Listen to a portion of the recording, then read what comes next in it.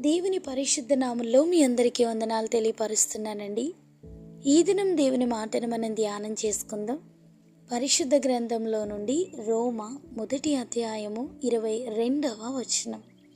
వారి అవివేక హృదయము అంధకారమయమాయను, తాము జ్ఞానులమని చెప్పుకొనుచు బుద్ధిహీనులైరి.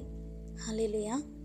అపోస్తులైన పౌలు గారు ప్రభు యొక్క శిష్యులను బెదిరిస్తూ, బాధిస్తూ, హత్య చేస్తూ ప్రధాన యాజకుని సహాయముతో దేవుని మార్గములో నడుస్తున్న పురుషులను, స్త్రీలను బంధించి యెరూషలేమునకు తీసుకొని వచ్చుటకు దమస్కు సమాజముల వారికి పత్రికలిమ్మనడిగి అతడు ప్రయాణాన్ని కొనసాగిస్తున్నాడు. దమస్కు దగ్గరకు వచ్చినప్పటి వరకు అతని హృదయం అంధకారంతో నింపబడి ఉంది. దేవునికి వ్యతిరేకమైన కార్యాలు తన హృదయంలో మెదులుతున్నాయి. తన ఆలోచనలు ప్రభు చిత్తానికి వ్యతిరేకంగాను, తనలో ఉన్న క్రూరత్వము, తనలో ఉన్నటువంటి కక్ష, తనలో ఉన్నటువంటి వ్యతిరేకతతో సౌలు నింపబడి ఉన్నారు. తను జ్ఞాని అని తలంచుకొని జీవిస్తూ బుద్ధిహీనుడిగా సౌలు కనబడుతున్నారు. అతని ఆలోచనలను, అతని మార్గములోనూ వెలుగు లేదండి. తన ఆలోచన చేత సౌలు నడిపింపబడుతున్నారు. దమస్కు మార్గములో అకస్మాత్తుగా ఆకాశము నుండి ఒక వెలుగు అతని చుట్టూ ప్రకాశించగా ప్రభు దర్శనాన్ని సౌలు పొందుకున్నారు. ఆ వెలుగులో దేవుని స్వరాన్ని సౌలు వింటున్నారు. హృదయం వెలుగుతో నింపబడితే వెలుగు కార్యాలు, సత్య ప్రవర్తన మనం కలిగి ఉంటాం. హృదయం చీకటి చేత నింపబడి ఉంటే అది మార్గాలను, జీవిత విధానాన్ని కారు చీకటిలో నడిపిస్తుంది. ప్రార్థించని హృదయం మిడినాగుల పుట్టను పోలియుండును అనే విషయాన్ని మనం గమనించాలి. సౌలు తన చీకటి జీవితాన్ని కొనసాగించుట దేవునికి ఎంత మాత్రమో ఇష్టం లేదండి. తన యొక్క సిద్ధాంతాన్ని బట్టి దేవుని బిడ్డలపైన తిరుగుబాటు, దేవుని మాటలకు వ్యతిరేకమైనటువంటి కార్యాలు, దేవుని సత్యాన్ని, ఆయన యొక్క మార్గాలను చెరిపివేయాలనేటువంటి ఆతృత కలిగినటువంటి సౌలును దేవుడు దమస్కులో దర్శించారు. ఆ దమస్కు వెలుగు ద్వారా, ఆ ప్రాంతంలో నింపబడినటువంటి వెలుగు సౌలు గారి జీవితంలో ఒక అద్భుతమైనటువంటి మార్పును కలిగించాయి.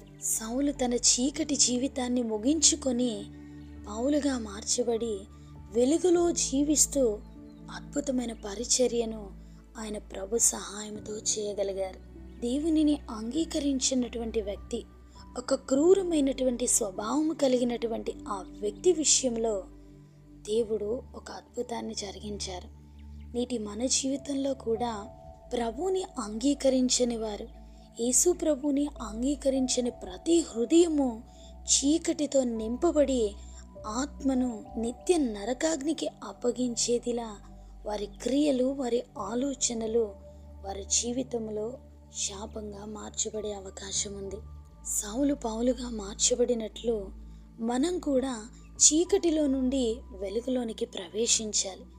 మన కార్యాలు వెలుగు కలిగినటువంటి కార్యాలుగా, అనేకులలో సత్యమైనటువంటి ప్రవర్తన కలిగిన వారు అనే సాక్ష్యాన్ని పొందుకునే జీవితాన్ని మనందరము కలిగి ఉండాలి.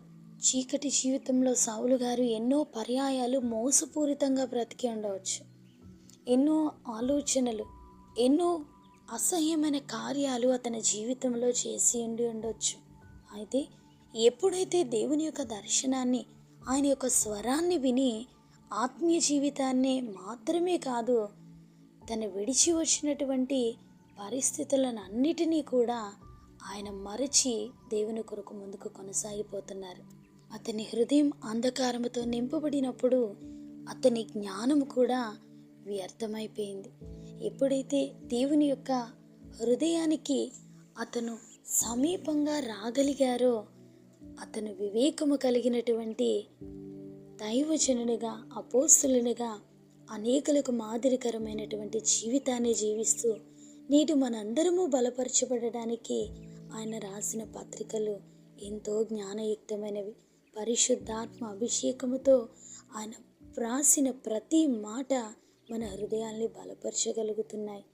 నేడు మన జీవితంలో కూడా దేవునికి ఇష్టం లేనటువంటి ఆ జీవితాన్ని విడిచిపెట్టి దేవునిలోకి రావాలి, ఆయన వెలుగులో నేను సంచరించాలి, సత్య జీవితాన్ని నేను కలిగి ఉండాలి అని ఆశపడగలిగితే, ఆ దినాన్న సౌలు గారిని బలపరిచిన దేవుడు నేడు ఈ మాటలు వింటున్న మనల్ని కూడా బలపరచగలరండి. అటువంటి విశ్వాసాన్ని, అటువంటి ఆశను మనము కలిగి ప్రభు సన్నిధిలో ప్రార్థిస్తే అనేకులకు మనల్ని ఆశీర్వాదకరంగా ఆయన మార్చగలరు. అలనాడు సౌలును పౌలుగా మార్చి అద్భుతంగా వాడుకున్నటువంటి దేవుడు మన పూర్వపు స్థితిని ఆయన చెరిపివేసి నేడు మనమున్న స్థితిలో ఆయన మనల్ని అభిషేకించి మనల్ని అనేకులలో గణపరచగలరు. ఆ దేవుని యొక్క సన్నిధి మనందరికీ తోడై ఉండి మనల్ని నడిపించునుగాక. ఆమేన్.